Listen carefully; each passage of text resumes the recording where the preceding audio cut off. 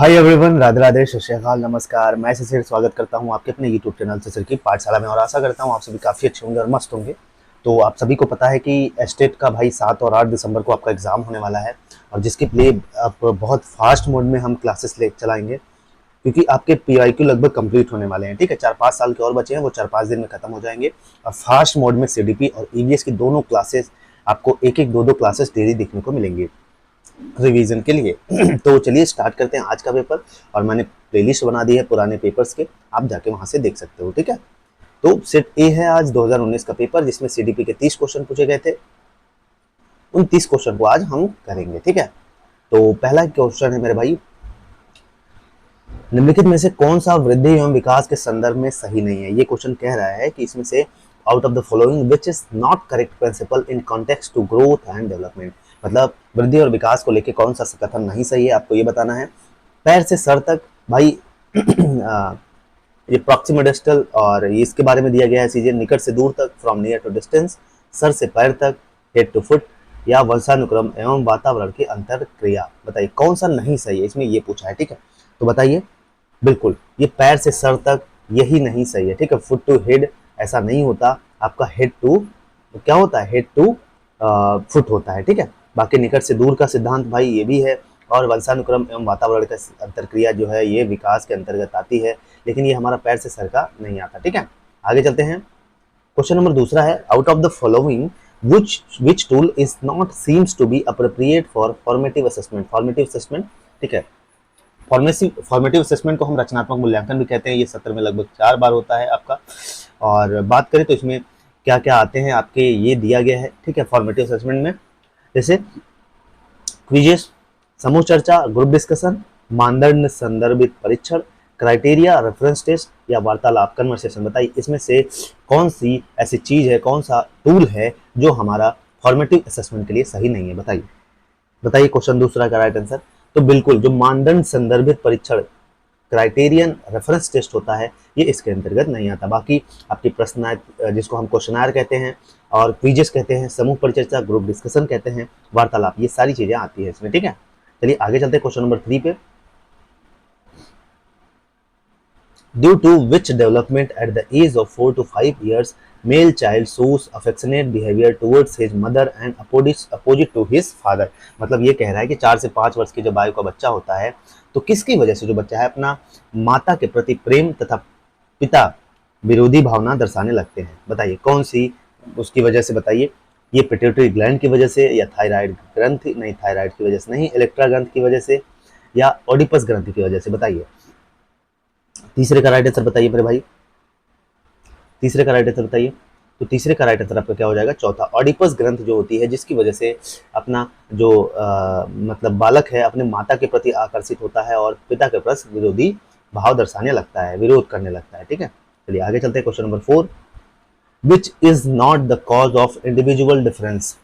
कौन सा व्यक्तिगत भिन्नताओं का कारण नहीं है, आपको ये बताना है। मतलब इनमें से कौन सा ऐसी चीज है जो व्यक्तिगत विभिन्नता का कारण नहीं है। हेरिडिटी जिसको हम वंशानुक्रम बोलते हैं, इन्वायरमेंट जिसको हम वातावरण बोलते हैं, परिपक्वता जिसको हम मैच्योरिटी बोलते हैं, या गाइडेंस। बताइए चौथे का राइट आंसर बताइए।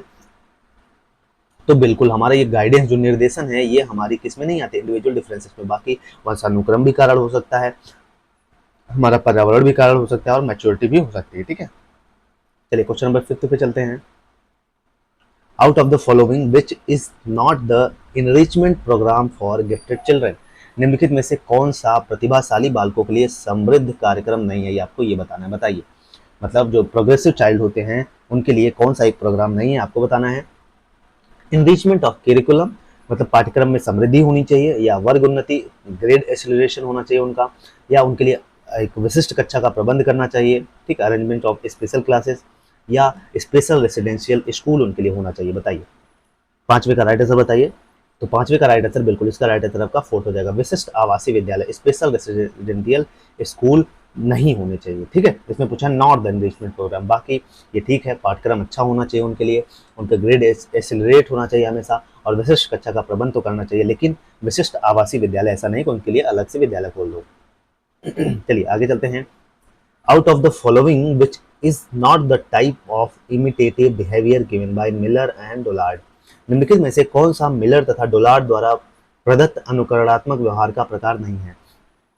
देखिए डोलार्ड और मिलर के द्वारा एक इनिशिएटिव बिहेवियर दिया गया था। तो इसमें पूछ रहा है कि इसमें से कौन सा ऐसा है कि जो मतलब not the type of initiative behaviour, कौन सा है कि इसमें प्रदत्त अनुकरण व्यवहार का प्रकार नहीं है, आपको ये बताना है। समान व्यवहार या सेम बिहेवियर, सहसंबंधात्मक व्यवहार, रिलेटिव बिहेवियर, प्रतिलिपि व्यवहार, कॉपिंग बिहेवियर या सुमेलित आश्रित व्यवहार, मैच्ड डिपेंडेंट बिहेवियर। बताइए बताइए मेरे भैया, इसमें से कौन सा है जो, कौन सा ऐसा प्रदत्त अनुकरणात्मक व्यवहार है, इमिटेटिव बिहेवियर है, जो मिलर और डोलार्ड के द्वारा नहीं दी गई थी। बताइए same behaviour, correlative behaviour, कॉपिंग behaviour या मैच डिपेंडेंट बिहेवियर। बताइए छठे का राइट आंसर बताइए। तो छठे का राइट आंसर आपका दूसरा हो जाएगा, क्या सहसंबंधात्मक व्यवहार जो है, कोरिलेटिव बिहेवियर इनके द्वारा नहीं दिया गया था। आगे चलते हैं, क्वेश्चन नंबर 7 है हमारा, education psychology is that branch of psychology which deals with teaching and learning, this statement is given by. शिक्षा मनोविज्ञान की वह शाखा है जो शिक्षण एवं सीखने से संबंधित है, ये कथन किसके द्वारा दिया गया था? बताओ मेरे भाई, बताइए वुडवर्थ द्वारा, स्किनर के द्वारा, सिम्पसन के द्वारा या पावलाव के द्वारा। मतलब एजुकेशन साइकोलॉजी एक वो ब्रांच है, ठीक है, मनोविज्ञान की वह शाखा है जो शिक्षण एवं सीखने से संबंधित है, यह कथन किसने दिया था, यह स्टेटमेंट किसने दिया था? बताओ सातवें का राइट आंसर बताओ। ये दिया गया था बीएफ स्किनर के द्वारा। किसके? बीएफ स्किनर ने ये दिया था, ठीक है। आगे चलते हैं क्वेश्चन नंबर 8 पे, a child who is in the middle of his school that is about 10.5 years, यदि एक बालक है जो अपने स्कूल जीवन के बीच मतलब लगभग 10.5 साल में अपनी आयु के समकक्ष is unable to do the work the class below that which is normal for his age is known as which type of children। मतलब एक क्वेश्चन क्या कह रहा है, क्वेश्चन को समझिए। एक बालक है जो अपने स्कूल जीवन के बीच मतलब लगभग 10.5 साल में अपनी आयु के समकक्ष से नीचे, जो उसकी एज है उसके जो नीचे वाले काम है, नीचे की कक्षा के जो काम है उसको करने में असमर्थ हो, तो किस प्रकार का बालक कहते हैं? बताइए मेंटली रिटार्डेड, मानसिक रूप से मंदित बालक, शैक्षिक रूप से पिछड़ा बालक, एजुकेशनली रिटार्डेड, मूर्ख बेवकूफ या मोरॉन या जड़ इडियट। बताइए आठवें का राइट आंसर बताइए। तो बिल्कुल आठवें का राइट आंसर आपका क्या होगा? दूसरा, शैक्षिक रूप से पिछड़ा, एजुकेशनली रिटार्डेड। ठीक, चलिए क्वेश्चन नंबर 9 पे चलते हैं। Who was the propounder of multi dimensional intelligence theory, बहुबुद्धि सिद्धांत के प्रवर्तक कौन थे? आपको ये बताना है। अल्फ्रेड बीने साहब, गिलफोर्ड, हावर्ड गार्डनर, थार्नडाइक। बताइए क्वेश्चन प्रीवियस ईयर से रिपीटेड है ये। बहुबुद्धि का सिद्धांत किसने दिया था? बताइए। नौवें का राइट आंसर बताइए। बिल्कुल इसका राइट आंसर आपका थर्ड हो जाएगा, क्या हावर्ड गार्डनर साहब ने क्या दिया था? बहुबुद्धि का सिद्धांत। आगे चलते हैं, gender schema theory was proposed by whom, gender schema theory किसने प्रस्तावित की थी? बताइए gender schema theory was proposed by whom. बताइए अल्बर्ट बंडूरा, जीन पियाजे, एल एल बेम या आर ए बैरन। बताइए जो जेंडर स्कीमा थ्योरी है किसने प्रस्तावित की थी? बताइए 10वीं का राइट आंसर बताइए। तो इसको दिया था एस एल बेन ने दिया था, क्या? Gender schema theory. आगे चलते हैं क्वेश्चन नंबर 11 में, out of the following which is not the example of intrinsic motivation, इसमें से कौन सा ऐसा उदाहरण है भैया जो हमारे अभिप्रेरणा का उदाहरण नहीं है, आंतरिक अभिप्रेरणा का, ठीक है, जिसको हम इंट्रिंसिक इनर मोटिवेशन बोलते हैं। बताइए प्रशंसा, प्रेज करना, चिंता, एनेक्सिटी, उपलब्धि की आवश्यकता, नीड फॉर अचीवमेंट या आकांक्षा स्तर, लेवल ऑफ एस्पिरेशन। बताइए बताइए मेरे भाई 11 का राइट आंसर बताइए। तो 11 का राइट आंसर आपका क्या हो जाएगा? पहला प्रशंसा, क्या जो प्रेज है हमारा, ये इंट्रिंसिक मोटिवेशन नहीं है, ये आंतरिक अभिप्रेरणा का उदाहरण नहीं है, ठीक है। हम बाहर किसी का प्रेज करते हैं, जैसे मैंने आपकी तारीफ की, आदि तुम तो पढ़ने में बहुत अच्छे हो, तो ये हमारा क्या एक्सटर्नल मोटिवेशन हो जाएगा, इंट्रिंसिक मोटिवेशन नहीं होगा। चलिए आगे चलते हैं। According to Vygotsky which of the following concepts appear central to learning, Vygotsky के अनुसार निम्न में से कौन सी संकल्पना सीखने के लिए केंद्रीय होती है? According to Vygotsky which of the following concepts appear central to learning, समीपता, प्रॉक्सिमिटी, अनुकूलन, एडाप्टेशन, आत्मसातन, एसिमिलेशन, संस्कृति एवं भाषा, कल्चर एवं लैंग्वेज। वाइगोत्स्की ये क्वेश्चन कह रहा है कि वाइगोत्स्की के अनुसार भैया इनमें से कौन सी कॉन्सेप्ट है जो सीखने के लिए केंद्रीय होती है, ठीक है, बताइए। 12 का राइट आंसर बताइए।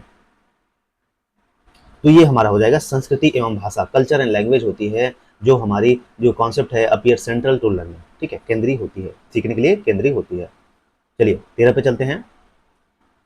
Eight what age gender identity is established in children, मतलब ये क्वेश्चन ये कह रहा है कि भैया कितनी आय पर कितनी वर्ष पे जब हम होते हैं एज में कि जो हमें लिंग पहचान स्थापित करनी होती है, बताइए 2 वर्ष, 4 वर्ष या 7 वर्ष या 6 वर्ष, बताइए 13 का राइट आंसर बताइए। तो 13 का राइट आंसर आपका क्या हो जाएगा, पहला 2 वर्ष, ठीक है, आसान क्वेश्चन है ये। चलिए 14 पे चलते हैं।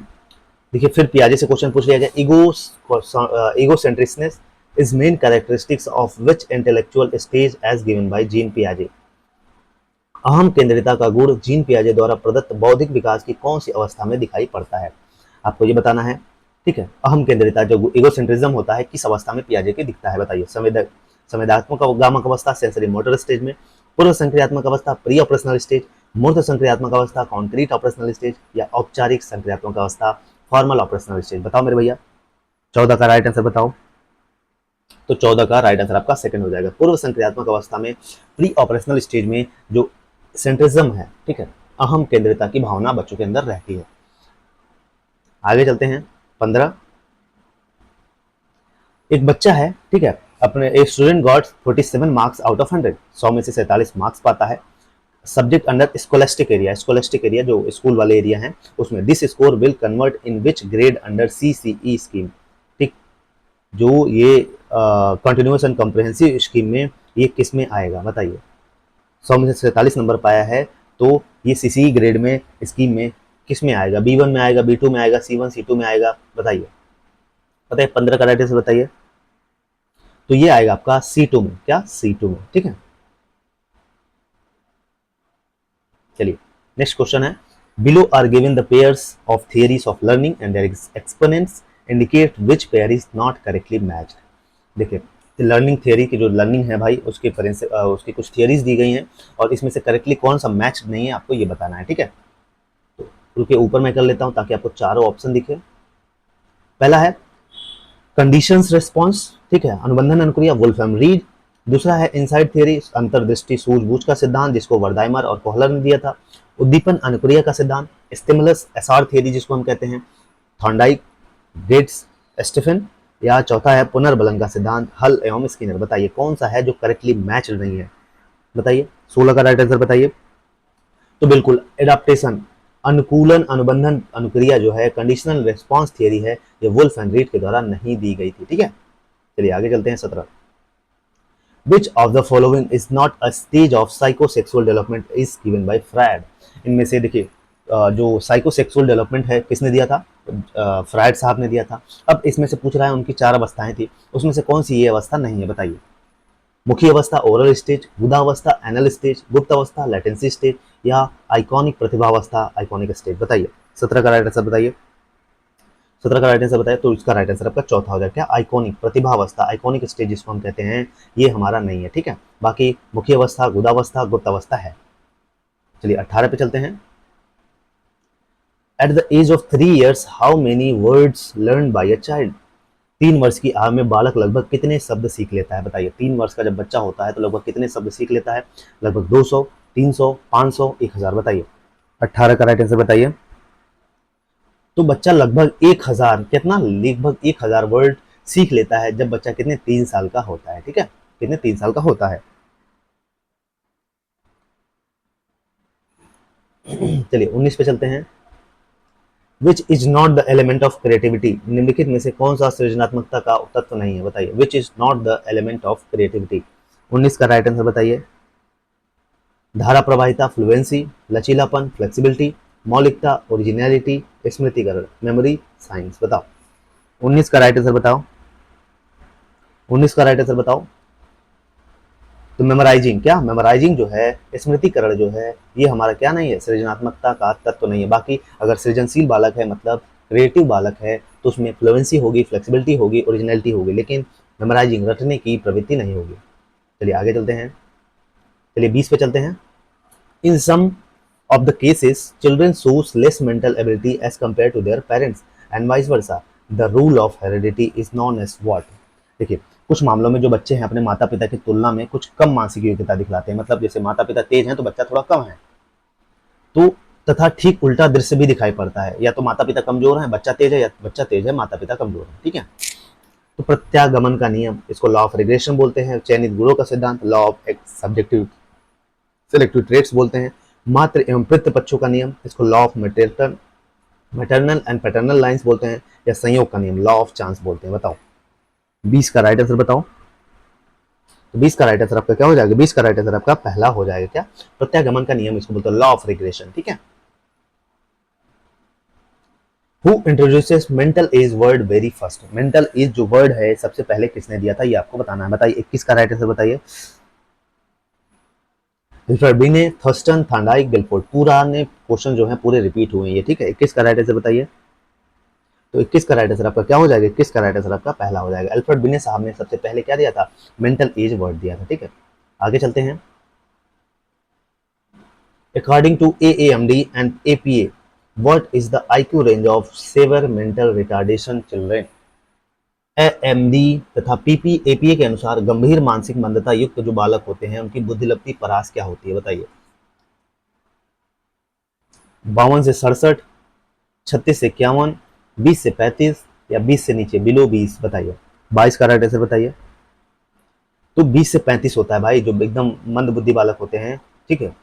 मंदता युक्त जो बालक होते हैं या गंभीर मानसिक बीमारी उनको रहती है, तो ये इनका जो IQ लेवल है 20 से 35 रहता है। ठीक है। आगे चलते हैं। चलिए, रॉस के अनुसार विकास की कौन सी अवस्था को मिथ्या परिपक्वता काल कहा गया है? भैया Ross, according to Ross, which stage of development is known as pseudo maturity stage? बताइए। इन्फेंसी शैशवावस्था, बाल्यावस्था को चाइल्डहुड, किशोरावस्था को एडोलेसेंस, वयस्कावस्था को एडल्टहुड बोलते हैं। बताइए। 23 का राइट आंसर बताइए। शैशवावस्था, इन्फेंसी, बाल्यावस्था, चाइल्डहुड, किशोरावस्था, एडोलेसेंस, वयस्कावस्था, एडल्टहुड। 23 का राइट आंसर बताइए। तो 23 का राइट आंसर आपका सेकंड हो जाएगा। क्या? बाल्यावस्था। ठीक। चलिए 24 है। Assessment of performance done by students frequently at the end of unit using criterion reference test and employing multiple techniques of evaluation is known as what type of evaluation? देखिए, एक किसी विद्यार्थी द्वारा प्रत्येक इकाई की समाप्ति पर जब भी एक चैप्टर खत्म होता है, यूनिट खत्म होता है, मानदंड संदर्भित ऐसे परीक्षण जिसमें विविध प्रकार के मूल्यांकन तकनीकों के द्वारा लिए गए परीक्षण में प्रदर्शन किया जाता है, किस प्रकार का मूल्यांकन कहलाता है? बताइए। मतलब एक बच्चा है, ठीक है, उसका जब चैप्टर समाप्त होता है, उसका फिर उसको जो भी मानदंड रहते हैं, जो भी क्राइटेरिया रहते हैं, उसका उसमें टेस्ट लिया जाता है। ठीक है।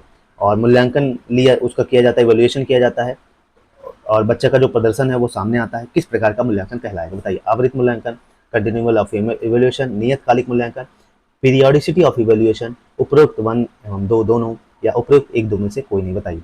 24 का राइट आंसर बताइए। 24 का राइट आंसर आपका दूसरा हो जाएगा, नियतकालिक मूल्यांकन। इसको हम पीरियोडिसिटी ऑफ इवैल्यूएशन बोलते हैं। ठीक है।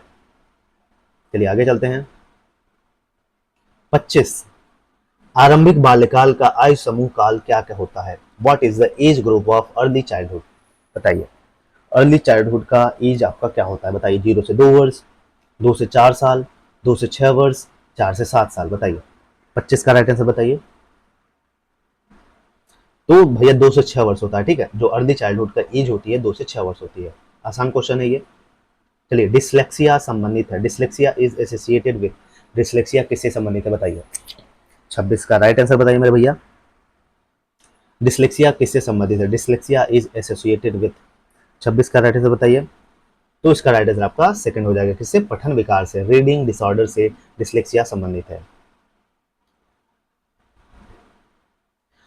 When the development of the same subject is studied over a period of time, the study is called, मतलब जब एक ही विषय के विकास का अध्ययन अधिक समयावधि तक किया जाता है, मतलब एक ही विषय के विकास है, एक ही सब्जेक्ट है, उसको कई थोड़ा देर तक पढ़ा जा रहा है, समयावधि तक, तो इस अध्ययन को क्या कहते हैं? बताइए। लाइफ हिस्ट्री स्टडी, सर्वे अध्ययन, अनुप्रस्थ काट अध्ययन, क्रॉस सेक्शनल स्टडी, अनुदैर्घ्य अध्ययन, लॉन्गिट्यूडनल स्टडी? बताइए।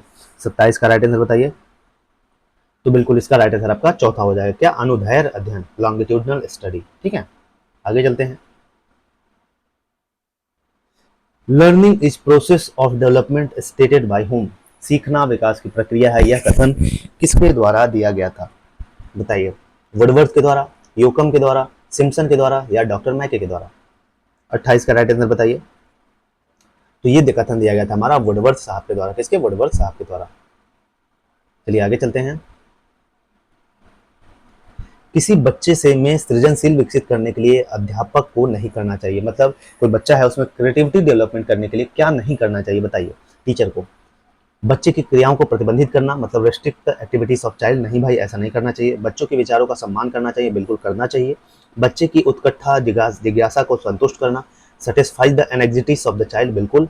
बच्चे के अपूर्व चिंतन की दिशा में ले जाना, lead the child to novel thinking, ऐसा नहीं, बताइए। तो 29 का राइट आंसर बताइए। बिल्कुल भाई, restrict the activities of the child, ऐसा नहीं करना चाहिए। ठीक है, बाकी सारी चीजें करनी चाहिए लेकिन ऐसा नहीं करना चाहिए, इसीलिए इसका राइट आंसर पहला हो जाएगा।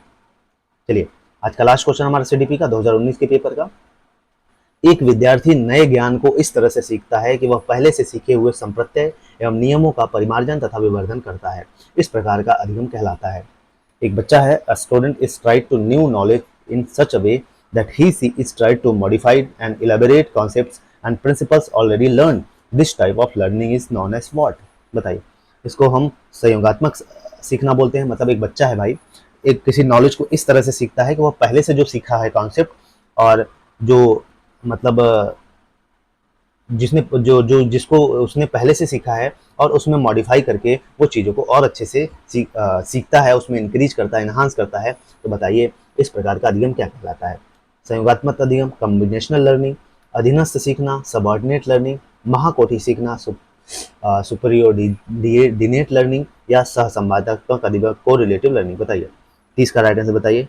तो बिल्कुल इसको हम कहते हैं सहसंबंधात्मक सीखना, को रिलेटिव लर्निंग। बाकी ऑल द बेस्ट, पढ़ते रहिए। जल्दी आपकी क्लासेस स्टार्ट करा दूंगा, ठीक है। दिसंबर से पहले ही कंप्लीट करा दूंगा, नवंबर से पहले ही, नवंबर के लास्ट वीक तक आपके सारे सिलेबस कंप्लीट होंगे।